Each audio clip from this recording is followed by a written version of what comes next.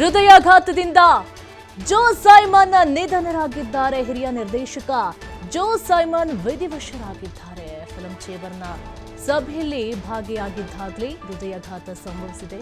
ತಕ್ಷಣ ಆಸ್ಪತ್ರೆಗೆ ಸೇರಿಸಿದ್ರೂ ಕೂಡ ಚಿಕಿತ್ಸೆ ಫಲಕಾರಿಯಾಗದೆ ನಿಧನ ಹೊಂದಿದ್ದಾರೆ.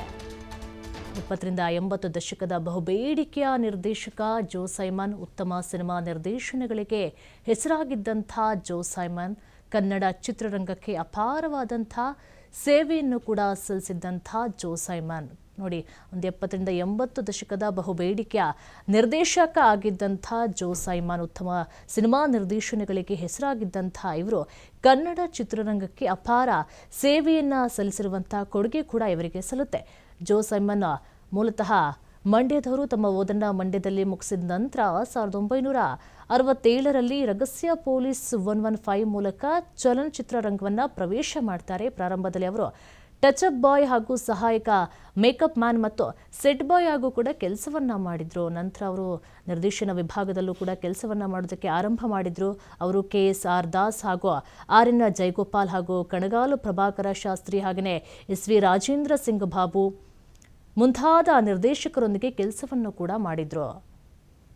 ಹೃದಯಾಘಾತದಿಂದ ಈಗ ಮೃತಪಟ್ಟಿರುವಂಥದ್ದು. ಫಿಲ್ಮ್ ಚೇಂಬರ್ನ ಸಭೆಯಲ್ಲಿ ಭಾಗಿಯಾಗಿದ್ರು, ಆಗಲೇ ಹೃದಯಾಘಾತ ಸಂಭವಿಸಿದೆ. ತಕ್ಷಣ ಆಸ್ಪತ್ರೆಗೆ ಸೇರಿಸುವಂಥ ಪ್ರಯತ್ನವನ್ನು ಮಾಡಿದ್ರು, ಆದರೂ ಕೂಡ ಚಿಕಿತ್ಸೆಯನ್ನು ಫಲಕಾರಿ ಆಗದೆ ಸಾವನ್ನಪ್ಪಿದ್ದಾರೆ. ಅವರ ಮೊದಲ ನಿರ್ದೇಶನದ ಚಿತ್ರ ಅಂತ ಹೇಳಿದ್ರೆ ಒಂದು ಪ್ರೇಮದ ಕಥೆ ಅಂತ. ಅದು ರಜನಿಕಾಂತ್ ಮತ್ತು LV ಶಾರದಾ ಕೂಡ ಅದರಲ್ಲಿ ಅಭಿನಯಿಸಿದ್ದಾರೆ. ಅವರು ಕತೆ ಮತ್ತು ಚಿತ್ರಕಥೆ ಮತ್ತು ಸಂಭಾಷಣೆ ಬರಹಗಾರರು ಕೂಡ ಹೌದು. 30ಕ್ಕೂ ಹೆಚ್ಚು ಚಲನಚಿತ್ರಗಳನ್ನು ಅವರು ನಿರ್ದೇಶನ ಮಾಡಿದ್ದಾರೆ. ಅವುಗಳಲ್ಲಿ ಪ್ರಮುಖ ಅಂತ ಹೇಳಿದ್ರೆ ಸಾಹಸ ಸಿಂಹ ಹಾಗೂ ನ್ಯಾಯ ಕೂಡ ಗೆದ್ದಿತ್ತು. ಹಾಗೆಯೇ ಪ್ರೇಮಜಾಲ, ರವಿವರ್ಮ, ಊರಿಗೆ ಉಪಕಾರಿ, ನನ್ನ ರೋಷ, 100 ವರ್ಷ ಮುಂತಾದವು ಕೂಡ ಹೌದು. ಅವರ ಪುತ್ರರಾದಂಥ ರಾಜೇಂದ್ರ ಸೈಮನ್ ಮತ್ತು ಜಿತೇಂದ್ರ ಸೈಮನ್ ಕೂಡ ಇಬ್ಬರು ಕೂಡ ನಟರಾಗಿದ್ದಾರೆ.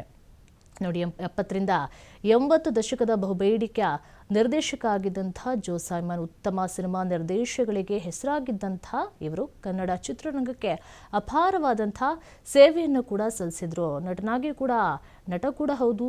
ಸ್ನೇಹಿತರ ಸವಾಲ್ ಅಂಥೇಳಿ ಅದು 1981ರಲ್ಲಿ ಬಂದಂತಹ ಚಿತ್ರ. ಅದಾದ ಮೇಲೆ ರೌಡಿ ರಾಜ ಆಗಿರ್ಬೋದು, ಪ್ರೇಮ ಜ್ಯೋತಿ ಆಗಿರ್ಬೋದು, ಒಡೆದ ಹಾಲು, ಇದರಲ್ಲೆಲ್ಲವೂ ಕೂಡ ನಟನಾಗಿ ಕೂಡ ಎಲ್ಲರ ಪ್ರೇಕ್ಷಕರ ಮನವನ್ನು ಕೂಡ ಗೆದ್ದಿದ್ರು. ಹಾಗೆಯೇ ರವಿವರ್ಮ ಆಗಿರ್ಬೋದು, ಟೈಮ್ ಬಾಂಬ್, ಯಮಕಿಂಕರ, ಮಿಸ್ಟರ್ ವಾಸು, ಸಾಕಷ್ಟು ಸಿನಿಮಾಗಳಲ್ಲೂ ಕೂಡ ನಟನಾಗಿ ಸೇವೆಯನ್ನು ಸಲ್ಲಿಸಿದ್ರು. ಹಾಗೆಯೇ ಕರ್ನಾಟಕ ಚಲನಚಿತ್ರ ಅಕಾಡೆಮಿಯವರ ಜೀವಿತಾವಧಿ ಸಾಧನೆಯನ್ನು ಗುರುತಿಸಿ 2013ರಲ್ಲಿ BR ಪಂತುಲು ಪ್ರಶಸ್ತಿಯನ್ನು ನೀಡಿ ಸಹ ಇವರಿಗೆ ಗೌರವವನ್ನು ಕೊಟ್ಟಿರುವಂಥದ್ದು. ಸಾಕಷ್ಟು ಸಿನಿಮಾಗಳನ್ನು ಮಾಡೋದ್ರ ಜೊತೆಗೆ ನಟನಾಗಿ ಕೂಡ ಸೇವೆಯನ್ನು ಸಲ್ಲಿಸಿದ್ರು. ಉತ್ತಮ ಸಿನಿಮಾ ನಿರ್ದೇಶನಗಳಿಗೆ ಹೆಸರಾಗಿದ್ದಂಥ ಜೋ ಸೈಮನ್ ಹೃದಯಾಘಾತದಿಂದ ಮೃತಪಟ್ಟಿದ್ದಾರೆ.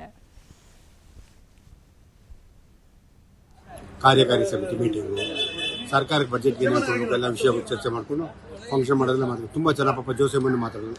ಇಡೀ ಕಮಿಟಿ ಒಂದು 45-50 ಮೆಂಬರ್ಸ್ ಇತ್ತು. ಎಲ್ಲ ಆಯಿತು. ಇಡ್ಲಿ ತಿಂದು 4 ಇಡ್ಲಿ ತಿಂದ ವಾಶ್ರೂಮ್ಗೆ ಹೋದ್ರು. ವಾಶ್ರೂಮಿಂದ ಬರೋಕೆ ಬಿದ್ದೋಗ್ತದೆ.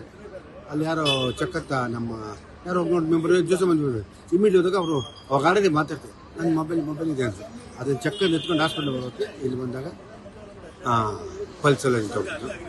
ಅದರಿಂದ ಕಾರ್ಡಿಯೋ ಅಟ್ಯಾಕ್ ಕಾಯಿಲೆ ಹೋಗುತ್ತೆ.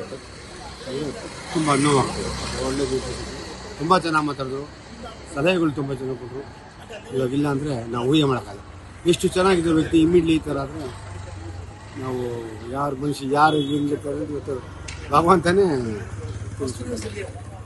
ಅವ್ರು ಏನಾಗಿದೆ ಸರ್ ಈ ಮೀಟಿಂಗ್ ಅಂದ್ರೆ ಎಕ್ಸಿಕ್ಯೂಟಿವ್ ಕಮಿಟಿ ಮೆಂಬರ್ ಎಲೆಕ್ಷನ್ ಹಾಕಿ ಅವ್ರ ಸಿನಿಮಾಗಳು ವಿಷ್ಣುವರ್ಧನ್ ಸರ್ಗೆ ಸಾಹಸ ಸಿಂಹ ಅಂತ ಒಂದು ತುಂಬ ಸಿನಿಮಾ. ಜೋ ಸೈಮನ್ ಅಂದರೆ ಒಂದು ಕಾಲದಲ್ಲಿ ಮಾಸ್ ಡೈರೆಕ್ಟ್ರು, ವೆರಿ ಗುಡ್ ಮಾಸ್ ಡೈರೆಕ್ಟ್ರು. ತುಂಬ ಅದ್ಭುತವಾದ ಸಿನಿಮಾಗಳು ಮಾಡಿದರೆ ಒಂದು ಕಾಲದಲ್ಲಿ ಜೋ ಸೈಮನ್ ಸಿನಿಮಾ ಅಂದರೆ ಅಭಿಮಾನಿ ಬುಕ್ ಮುಗಿರೋದು. ಮುಂದೆ ಸಿನಿಮಾ ಇವತ್ತಿಲ್ಲ ನಮ್ಮ ಜೊತೆ. ಫಿಲ್ಮ್ ಚೇಂಬರ್ ಈ ತರದೊಂದು ಆಗಿರೋದು ಘಟನೆ. ಅವರು ಸೇವೆ ಸಲ್ಲಿಸಿದ್ರು. ಮೀಟಿಂಗಲ್ಲಿ ಮಾತಾಡಿದ್ರೆ ಚೆನ್ನಾಗಿ ಸಲಹೆ ಕೊಟ್ಟರು. ತುಂಬ ಚೆನ್ನಾಗಿ ವೆರಿ ಗುಡ್ ಸಲಹೆಗಳೆಲ್ಲ ಕೊಟ್ಟರು. ಆದಮೇಲೆ ಆಶ್ರಮ್ಗೆ ಹೋದಾಗ ಅವರು ಈಗ ನ್ಯೂಸ್ ಎಕ್ಸ್ಪ್ರೆಸ್ನಲ್ಲಿ ಏನೆಲ್ಲ ಸುದ್ದಿಗಳಿದೆ ಒಂದೊಂದಾಗಿ ನೋಡ್ತಾ ಹೋಗೋಣ.